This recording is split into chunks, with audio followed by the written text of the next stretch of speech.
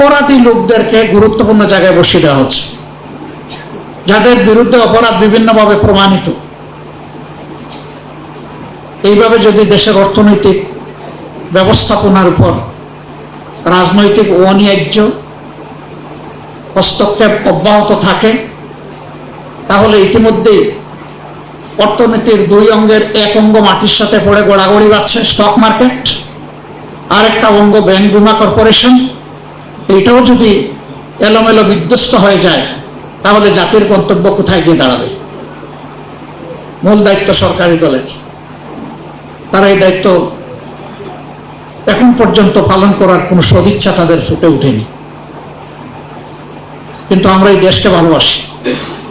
এই দেশকে ভালোবাসার কারণেই আমরা মনে করি যে আগামী বাজেট কেমন হওয়া উচিত সেই ব্যাপারে জনগণের অভিপ্রায়কে অনুধাবন করে জনগণের সামনে আমাদের চিন্তাগুলো পেশ করা উচিত।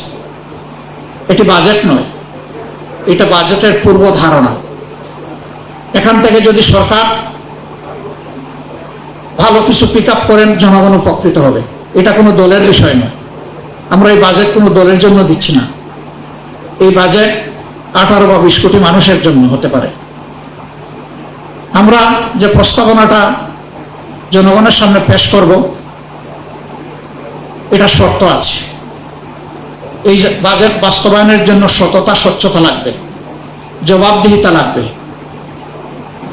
সততা, স্বচ্ছতা, জবাবদিহিতা যদি নিশ্চিত করা যায়, আমরা মনে করি যে বাজেট প্রস্তাবনা আমরা করব সেটা অবশ্যই অর্জনযোগ্য, এটা অর্জন করা সম্ভব। কিন্তু যদি সততা, স্বচ্ছতা এবং অ্যাকাউন্টেবিলিটি না থাকে, তাহলে যে বাজেট সরকারি দেব ওই বাজেট কার্যকর হবে না। আরো কিছু বিষয় আমাদের প্রস্তাবনায় থাকবে, সেটা এখানে এবং সংসদে। আমাদের ফিস্কাল ইয়ার হচ্ছে জুলাই টু জুন।